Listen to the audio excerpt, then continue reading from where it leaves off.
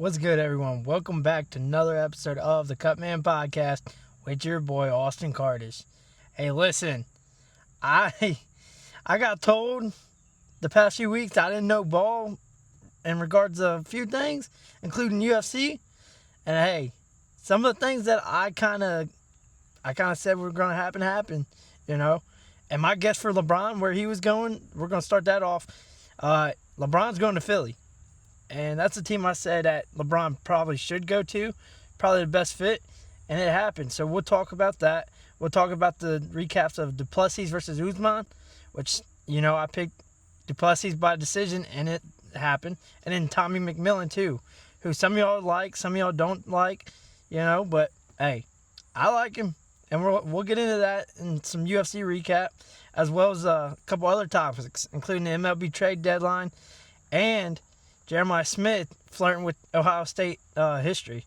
So, let's get into it, first of all. And we're going to start off with LeBron. Like I said, LeBron is heading to Philly. Now, some people that I've talked to, they kind of have the mindset that LeBron's old and washed and he's not the player that he used to be. And I think that's exactly why he fits in Philly, because he doesn't have to be that old LeBron in Philly. He could go in there and he could be the fifth option. All he has to do is, control the game. Make sure everybody's on the same page. Make sure the play calls and everything that they're getting from coach is properly ran and everything. So, like on paper, man, that starting five, like I mentioned previously, it's pretty good, man. And like I've said, everybody keeps saying the same thing about like I mentioned, LeBron not being the same player he was or once was. And yeah, man, LeBron, he can go in there and be the fifth option. He doesn't have to score. He can help the team in other areas of the game and whatnot. And hey, if someone like an Embiid goes down with the injury history that he's had, he can step up and he can produce with some points. So I don't think it's a bad get for Philly, man. I think it's smart, and I think it allows Philly to take that next step. Now, here's the thing. Philly's bench is a little iffy, but I'm thinking that some vets will come in and help out. And that if I'm not mistaken, I think Clay's a free agent still. I can see Clay going to Philly, too, with LeBron. And a couple others as well. Now, here's where LeBron helped Philly. He signs a 2-year $8 million deal. It's a vet minimum. It's 4 year, and I'm pretty sure he's got like a player option for the second year, which everybody's assuming this is his last year. So if he decides, hey, I still got a year in me, hey, there you go. But yeah, I think it's a smart move for Philly. But I think the most interesting thing about LeBron going to Philly is the fact that Jaylen Brown gets to learn from LeBron. He's already a savvy vet. He's already been to the finals and won one and everything in between and whatnot. So you get not only a little more playoff experience with LeBron and Brown together, but you also get LeBron the opportunity to help Brown grow even more. Because everybody was saying when he was in Boston that White was the better option because he was $20 million cheaper. It's like, you got to understand what Brown did for that franchise and, the player he still can be.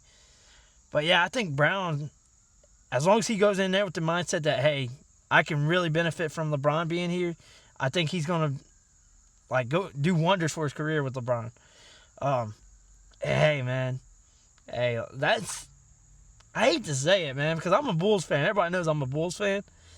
And I hate seeing that Philly gets even more deadlier with the Knicks still there and everything in between. So, I hate that, but hey, these teams are getting a little more loaded. And it's not just like, oh, we're signing all the free agents or whatnot. No, they got some homegrown players, Philly gets Maxey in the draft that they drafted a few years back. They get VJ Edgecombe. They got Embiid, They just went out and got Caleb Love, I believe it was, from North Carolina, too, to put on that bench. So, a couple more vets on that bench. Hey, man, Philly's going to be a team to watch. Now, everybody's saying the same thing, including myself. It's obviously health. Now, if you get one player going down with 4 studs in that lineup, that's not too bad. But if you get a few, it's like that's where it starts to get iffy. So hopefully everybody can stay healthy, and hey, we could probably get a pretty good playoff run from the East this year. And man, yeah, I liked it. And seeing LeBron go there today, I was like, that's smart. That's smart for LeBron because he doesn't have to be LeBron where he's the first or second option anymore, And he doesn't have to carry the team. He's got help. So say what you want about LeBron. Love him, hate him, use this against him. I'm personally not going to use this against him. I just want, if it's his final year, I'm gonna really tune in and, soak it all up. Obviously I'm a Jordan fan, but regardless, I still got my respect for LeBron and how he plays the game and whatnot. So, yeah, we'll be watching a couple 76ers games this year. And I'm pretty sure this is going to set the schedule for NBA, and that's going to really put in some really good primetime games. And I'm telling you this right now, don't sleep on the fact that Philly might be a Christmas game. Now, I personally would have Philly and the Knicks on Christmas, man. I think that'd be a really good game if everybody's healthy. So, hey, LeBron to Philly, smart, really smart. And yeah, man, what a way to try and end your career, trying to get one. And it's not even, I can't even hate it, personally, because it's like, hey, you got some young stars over there. You got some experience with superstars in the past, like Kyrie and Luka and all of them. So now you got some young stars you can actually help grow. And not just like from, they were already stars and whatnot. No, VJ Edgecombe, he can really benefit from LeBron too. But watch out for Brown, I'm telling you. Yeah. It's crazy, though, to think that LeBron's on a vet minimum contract, though. That's insane. Now, granted, he didn't need the money. LeBron's made so much money in his career with endorsements and NBA contracts. Hold on. We got some air brakes going on. That's what happens when you're trying to be one of the realest podcasts out there, trying to let life happen around you. But now, like I was saying, LeBron, he's made so much money with endorsements and career earnings that he doesn't even need the money, really. And it's still $4 million, regardless. So, hey, man, smart move. And, hey, people try saying I didn't know ball. And look what happened, But speaking of not knowing ball, let's get on some UFC recap from the Plessis and Usman card. Now, listen, I did not watch a lot of this card. I'll be honest, I was doing some stuff with family. But I made sure to tune in for Plessis versus Usman and Tommy McMillan's fight, for sure. I hyped up Tommy McMillan, and I seen the criticism for him. Some people were saying he's sloppy and he puts himself at risk, and I seen it. Could he really guard a little better? Sure. But at the same time, he goes in there and he just throws hands, That's his style. And one day, if he gets hurt, maybe he changes something up. But, regardless, he went in and he overwhelmed Montez. And here's the thing with Tommy. Tommy went in just guns a-blazing. And he ends up breaking the record for a 3-round fight with 252 significant strikes landed. Now, the previous was Nate Diaz with 238. Yeah. And, that's just insane, man. Just think about that. You get 3 rounds. Like, if it was 5 rounds, I'm still like, dang, that's kind of impressive. But then you got Tommy McMillan out here in 3 rounds throwing 252 significant strikes. And that's not even just throwing. That's landing. So imagine how many he threw. And to break a record held by Nate Diaz is insane by itself. So, like I said, I think the dude's going to be a star star pretty soon. I seen people criticize, he's not going to be much. Yes, he is, bro. And y'all you hate the way he talks and his antics. And, hey, let's be honest, he backs it up in the octagon, so that's all that matters. He can say what he wants, he can act how he wants, but he goes in there and he gets the job done. So you got to respect that. And to hate on someone, what was it, second fight in the UFC, that's telling you something. He's already making a name for himself. And Conor did the same thing with his antics and the way he talked. And he went in there and backed it up. Sugar's kind of doing the same thing. But, you got to respect it if you're going in there and backing it up. So, hey, man, Tommy really showed out. And not only did he throw really well, but he took some shots, man. I'll be honest. Montas threw some stuff at him that, he kind of ate. And like I said, he does need to eventually put work into protecting himself. But yeah, he looked really good, and he didn't allow Montas really to wrestle with him, which was Montas's talent. So that was smart and really good, and honestly, it helped him. Let's see if I have anything else to talk about. Oh, well, yeah, just the last topic with Tommy's. Truthfully, I think he can go in there with anybody in his weight class, and he can knock them out, bro, personally. Like, he's got that much power, and, he's... Now, here's the thing I would like to, besides learning to protect a little better, be a little more precise. Obviously, landed, the record amount of significant strikes. But, like, if he can be a little more precise and land some cleaner shots, man, hey, he could have probably ended that fight a little sooner. But regardless, I think he's going to be a star regardless of what y'all think. He's got the name for it. Now, a couple former UFC fighters out here saying that he should fight a bigger name next. And I kind of agree because he's got the talent to compete with them. But the problem is, who's it going to be? Because it can't be too big, in my opinion. I don't think he needs someone like a bigger name, but like someone who's well known, something like that, open even more eyes. So Tommy, man, Tommy McMillan, he's a star in the making. I stand on that still, and hey, he showed that. He showed that, in my opinion. Now, the next fight, and the second fight that I watched, from start to finish, Plessis versus Usman. Now, here's the thing. Plessis he controlled this fight through and through. Until the fourth, he got kind of gassed, and Usman, kind of picked up his pace.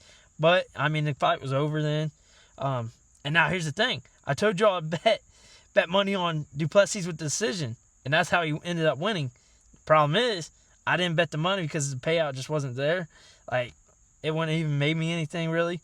So, I wish I would have done that, but it is what it is. Now, to go in there and control the fight, what I mean by that is Plessis could have ended the fight in the first, the second, the fourth, and the fifth, I believe. And yeah, he had numerous times. I'm talking about 5+, and that's the minimum. At least 5 times he had Usman stunned. And I was just not understanding why he wasn't pressing Usman. But he came out after the fight, and he kind of explained it, which, in the back of my head, I was like, that could be a possibility, but, he goes after everybody else, so I don't understand that. But he said that he was respecting Usman's game in terms of wrestling and the fact that he was a vet. So, I understand that. But yeah, Plessis could have had that fight ended in the first, second, fourth, fifth, at any point. He could just pick and chose when he wanted to end the fight, personally.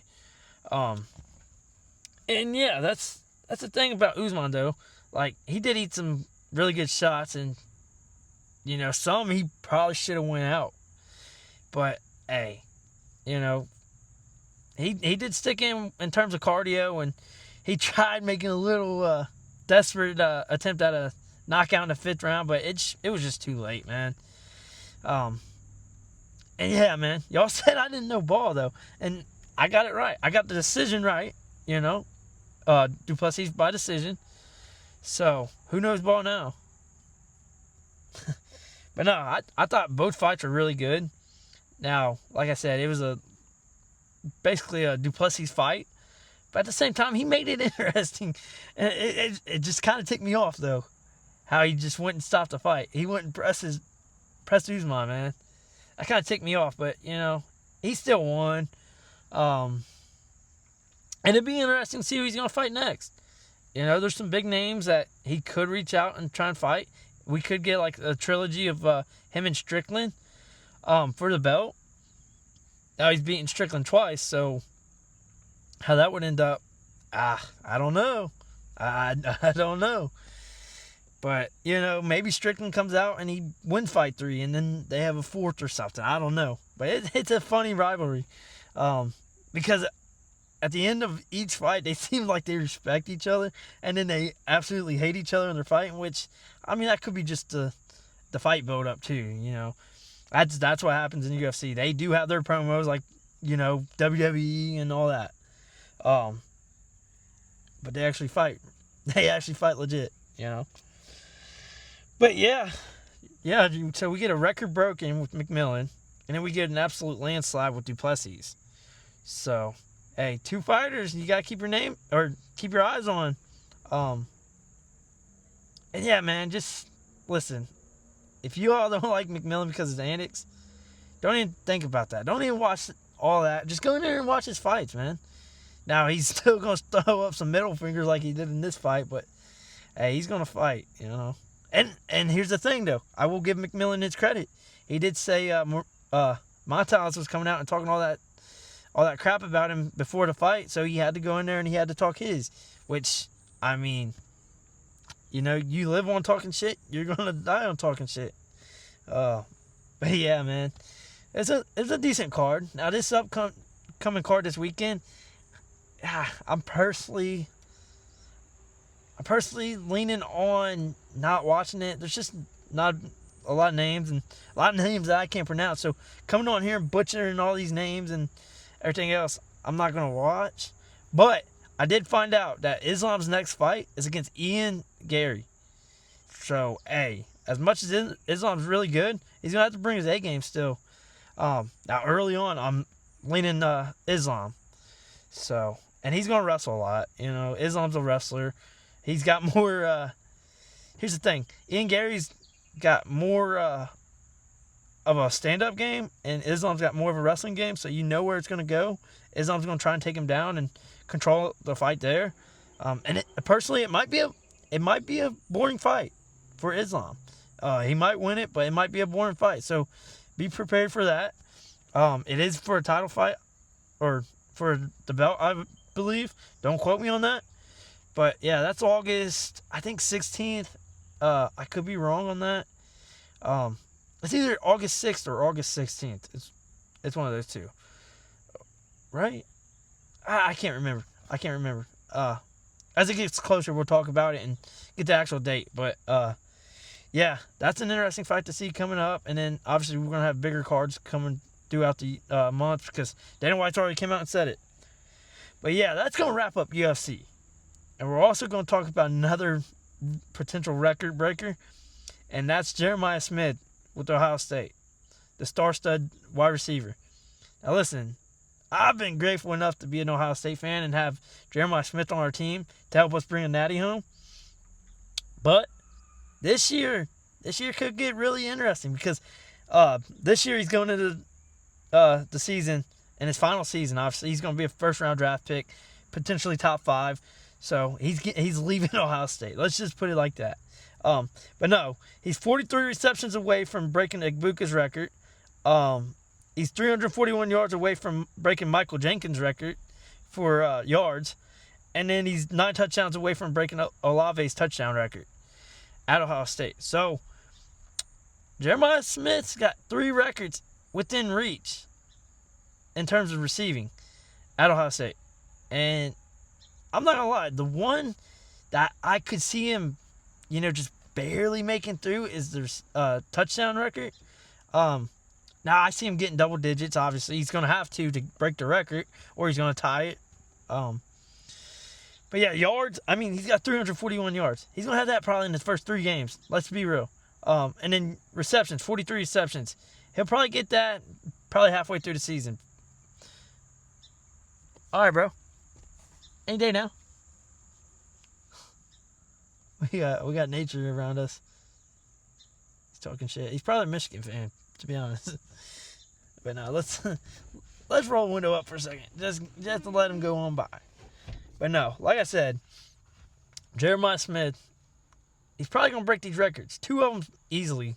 In my opinion, he's going to break two easy records, and that's the 43 receptions and the 341 yards that he needs. He's going to break that clean, I think. And like I said, the one that I'm iffy about is the touchdowns with 9. But, Satan's going to take that next step up, I believe, and I think he's going to come out and he's going to help Jeremiah Smith get that touchdown record. And if I had to guess, I could see Jeremiah Smith coming out and getting 12 plus touchdowns this year. Like, I think it's doable for him. And then you had other really good players on the opposite side of him. Yeah, I think it's really doable. So we'll see. Like I said, the yards record, I think he gets in the first 3 games. Halfway through the season, I think he's gonna get his reception record. And then it's probably the final few games he'll get the touchdown record, as long as he stays healthy, which I'm hoping, because like I said, potential top 5 pick in the draft. He deserves it, man. He's worked his ass off for Ohio State, and he deserves to come out there and be able to celebrate the top 5 pick in the NFL. And, hey, listen. If I was the Steelers, go ahead and trade up, homie. Like, I know we got receivers now, but, man, you can never have too many really good receivers. So, it's not going to happen. I already know that, because we're going to finish too good to have a top 5 pick. And whoever y'all think, or to whoever thinks that the Steelers are going to finish terrible, good luck with that, buddy. You've been hoping that for the last 20 years, and it hasn't happened really. So good luck. We're not finishing in the bottom of the league, bro. And I keep seeing all this disrespect, but hey, keep disrespecting us. You keep disrespecting TJ, and I already know he's gonna come out and go off, especially with a scheme that fits the players around him. Like what? We had terrible schemes, and we still balled out on defense for most of the season. So, a little side note, but hey, yeah, it had to be said. All right, let's see if this damn Michigan fans are going. Listen, while we're waiting for fucking Chirpy here to get out of the way, it's been really nice. Like, this weather the last couple of days, Mother Nature's doing her thing, and we deserved it after those 100-degree days, So, I hope y'all's enjoying this weather, man. If you're inside, get the hell outside and enjoy this weather.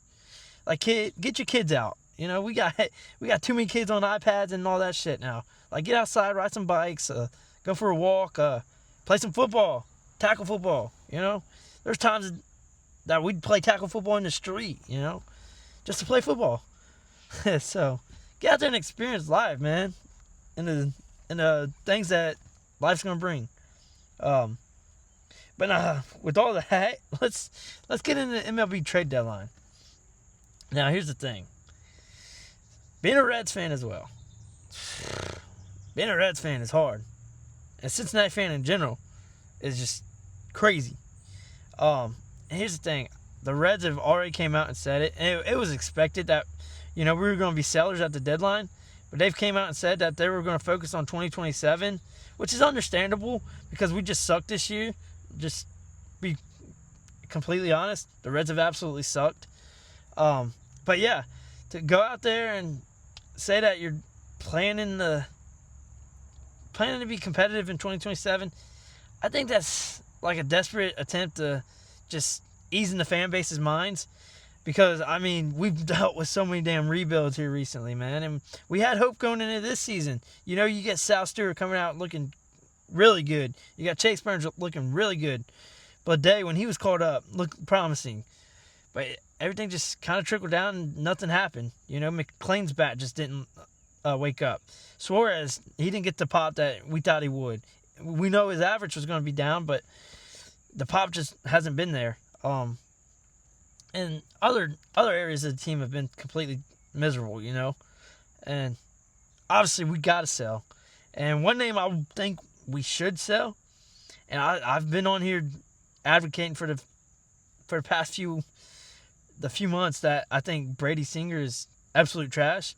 Now, here recently he's picked up his game, and I think that's a perfect opportunity to trade him. You got to get rid of this man, bro. Like, I don't think he's as good as some of y'all hype him up to be, and it's proven that this season. And yeah, man, I think you can get a couple prospects, as well as other players. Maybe Steer. I know a lot of y'all don't want to trade Steer. Listen, but he's batting what, in the 240s. He's got little pop, and y'all's argument is that he's a utility player. Like, what are we talking about, bro? Like, you want to keep a guy because of his defense, but then you tear down Ke'Bryan Hayes. Now, I'm not comparing their bats. Let's get that completely out there, because obviously Steer's bats night and day better than Ke'Bryan Hayes, but Ke'Bryan Hayes' defense is better at third. So I hate to tell y'all, but Steer's probably gonna have to go, man. And if we can get like a couple top end, mid to top end prospects for him, even better. We got players coming up that they're gonna step up and they're gonna be given opportunities that they might flourish on. Maybe Edwin Arroyo, you make him that utility player. Hector Rodriguez in the outfield, he's gonna come up soon. And others as well, And I seen a name that Tyler Stevenson, because he was going to be a free agent. He's on the block, And it seems like a lot of catchers are needed at the deadline from what I've read. So, I'm up and down with Stevenson, because at the same time, maybe he could get us the best return. At the same time, we really don't have no depth behind him right now.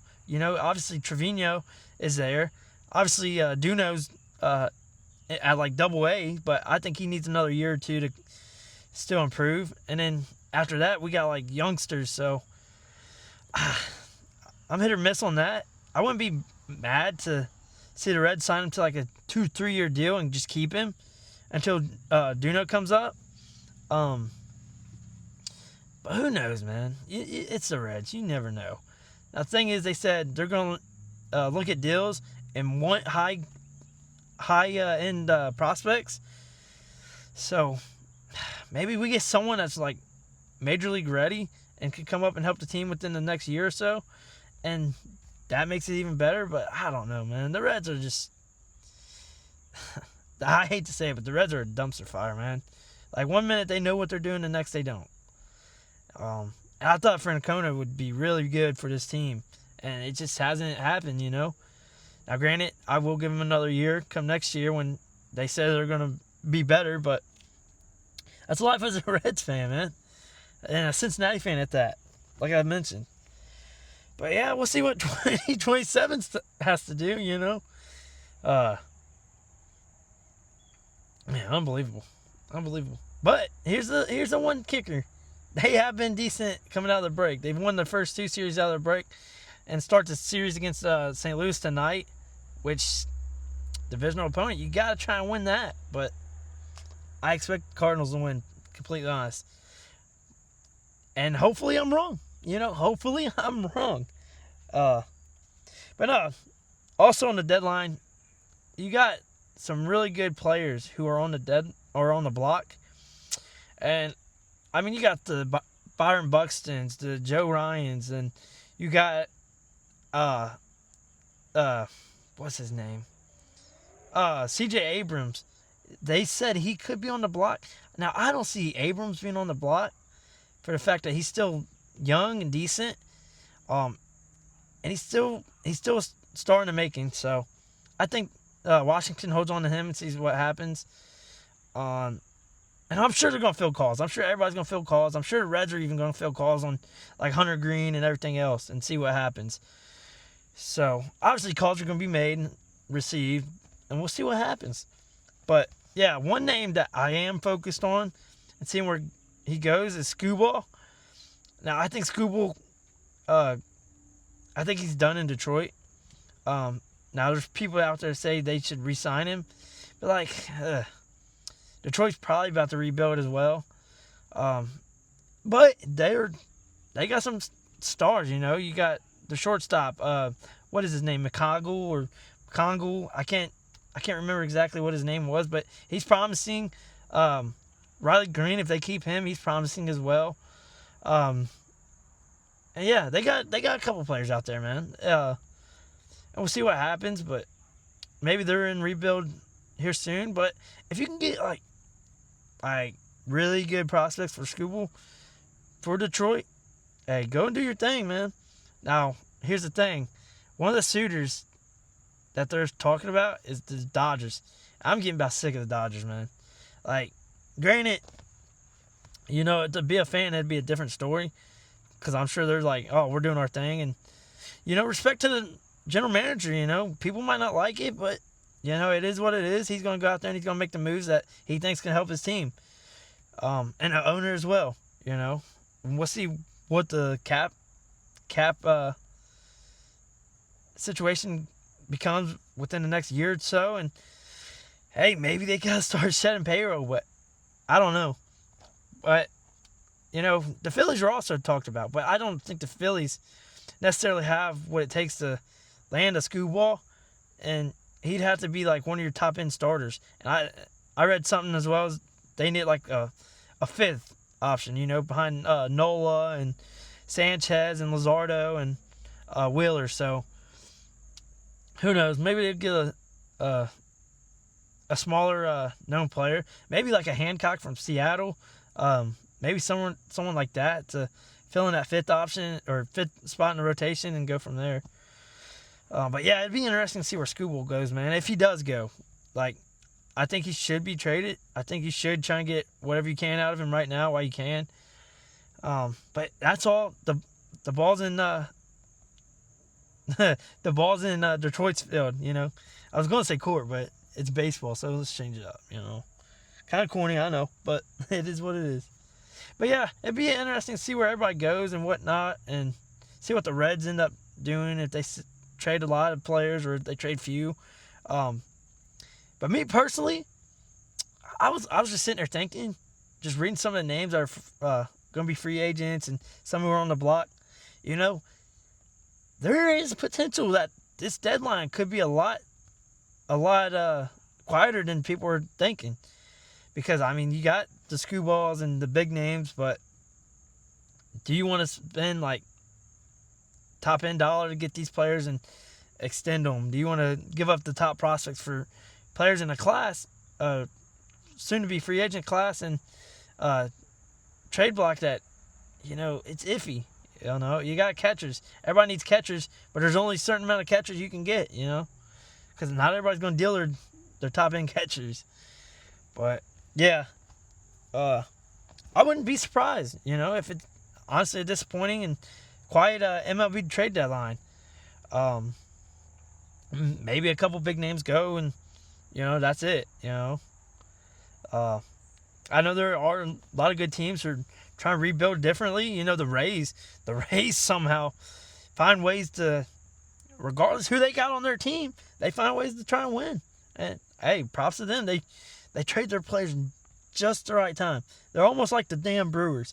As much as I hate to say that, the Brewers are too damn good when it's time to, hey, we're going to release, or we're going to trade this player, and, we're going to get a player back that's going to help our team, while that player goes to the other team and he doesn't do anything, So, yeah, props to them, Freddie Peralta. He hasn't really been doing much from what I've seen. Maybe I'm wrong, but they traded him perfect time, They traded other players at perfect time. So, props to whoever's running the Brewers. I wish that was our general manager, personally. Trade them at the right time. Now, the downside of that, y'all have not won anything really in the playoffs.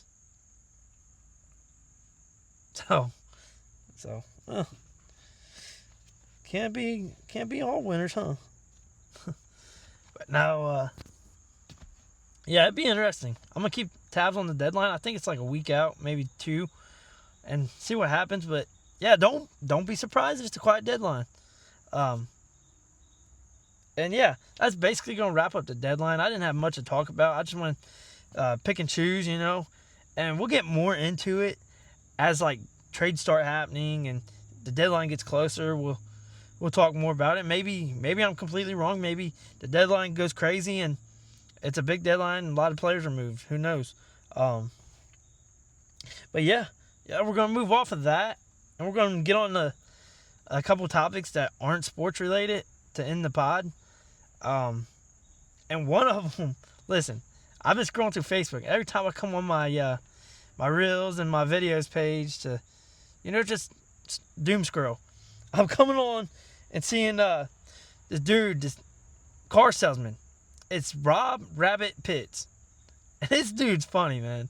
Just listen to some of his stories he's telling about selling cars and whatnot, and the way he says it, he's like so chill about it. And he's got like this kind of like raspy voice and he kind of looks like Guy Fieri. If you know who that is, he kind of gets that vibe off, and yeah, he seems like an all around funny dude. Telling all of his stories and whatnot, and how he's selling cars that people has tried to sell for months, and the way he's doing it, and hey, it's kind of cool to understand, how the sales world works and whatnot, and on that aspect, because I've heard that selling cars wasn't the easiest job out there. So to him, it seems like it's easy, And I was actually watching one before the pod, and he had me dying. So if y'all want something to watch, like on Facebook or something, go watch Rob Rabbit Pitts, man. Dude's funny, man. Just all around funny dude. And hey, if you're a car salesman, maybe you could pick up a trick or two from him. I heard one. I will explain this one. I heard one of his stories the other day while watching him, and he was talking about how this company redid this truck, and they put their logo on the side, which was dumb.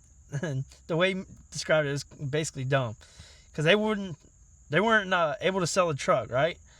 And they had their logo on the side, and honestly, he was perfectly right in saying that nobody really wants to buy a truck with someone else's face on it, basically. And so he gets the truck, he paints the truck, gets the face and logo removed from the truck, and then he goes out and he sells it within like the first few hours that the paint was done. And he's like, I had 2 buyers come up, and the paint's not even dry yet, so I was trying not to touch it, and this and that, yada yada. And this guy is like a couple hundred short or something like that of my asking price. I go, hey, he's a couple short of what I want, so the ball's in your court. And he's like, wait for the answer, and the guy gives me the answer and is like, yeah, we'll buy it. And yeah, it's just funny how he describes it. I can't do it justice, but yeah, go watch Rob Rabbit Pitts, man. Dude's funny, man. He's funny, and he's always chill. That's the thing. He's always chill. He just leaned back in his chair, just talking about it. And he's being calm and everything. It's like it's funny. Really good storyteller too. But yeah, that's one of the final topics, and then we get the last topic. Listen, I'm on here always talking about music, and it's usually Rod Wave or NF or someone else, and we got some country today. And listen, I'm a rap fan, I'm a country fan, rock fan, I'm a R&B fan. If it's good music, I'll listen to it. Let's get that out there. And I just so happen to have a little country on repeat here recently with Rod Wave. So if you ever look at my playlist, it's probably going to go, like, as of late, it's going to go Rod Wave, Gavin Adcock, Rod Wave. It does some random shit in there. But yeah, I've had Gavin Adcock on repeat recently because he just dropped a new song. And the song is The Day I Hang It Up. And like I said, that's by Gavin Adcock. Song's been on repeat. And it's a banger. Absolute banger. So props to Gavin Adcock. And I was talking to a buddy at work about it, and he was like, what's your favorite song? I was like, that's hard. Cause I'm an NF fan. I'm a Rod Wave fan. I can't really do that. I can't really pick a song. But I was like, I can't really pick, but I've had this one song on repeat by Gavin Adcock, and I told him about it, and we both kind of started talking about it, and he added it to his playlist once he heard it and whatnot, and we both think that Gavin Adcock and Zach Bryan should go in, fight it out, and then turn around and make a damn banger of a song together. Just get it over with. Do that. But yeah, imagine that. Imagine that. If that actually happened, that'd be one hell of a song. Personally, it would be one hell of a song if Gavin Adcock and Zach Bryan ended up making a song together. I mean, obviously you gotta let them duke it out and then go make the song, but I don't think that could be a bad song, personally, because Gavin Adcock's good, Zach Bryan's good. Now put the hate beside them, you know. Some people like Zach, some people like Gavin, some people hate either one, you know. But you know, I listen to both, you know. That's that. Rooster's out. But no, I listen to both Gavin Adcock and Zach Bryan and whatnot. So if they were to come out and duke it out, you know, that's a show by itself. And then turn around and make a song. You gotta love life, man. But now that'd be something I'd be really paying attention to. But I doubt it's gonna happen. Personally, I doubt it's gonna happen. I think Zach Bryan and Gavin Adcock got one of those beefs that's gonna last for a long time, and I don't see it getting settled anytime soon. Personally, but yeah, each their own. Damn, we got them going at it.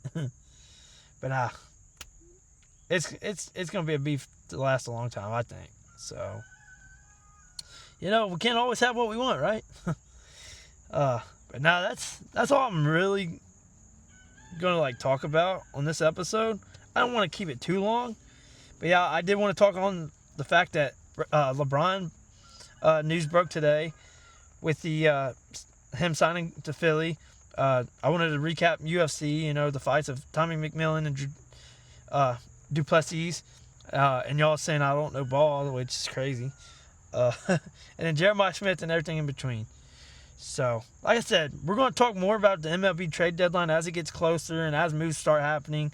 And we'll get more into that. So don't worry about, you know, he only talked about a few things in regards to that. It's coming, I promise you. Pause. But no. Man, it's been a really good week. Honestly, I got to go home. I got to go home and see some family and show off the city to my sister-in-laws and everything in between there, man. And all right, buddy.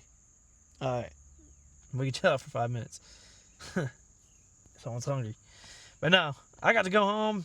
Got to enjoy some time with family. Some other family came in from New York, so it's good to see them and whatnot, and go from there. But hey, man, it's always cool being home, man, and it brings back so many memories. And we even went down a couple places we had a lot of memories from. So memory lane, you know.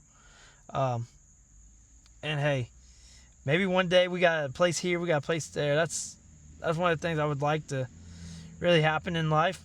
If this thing ever takes off, you know, not saying that it will, not saying that it won't, you know. I would like it to, and I'm gonna work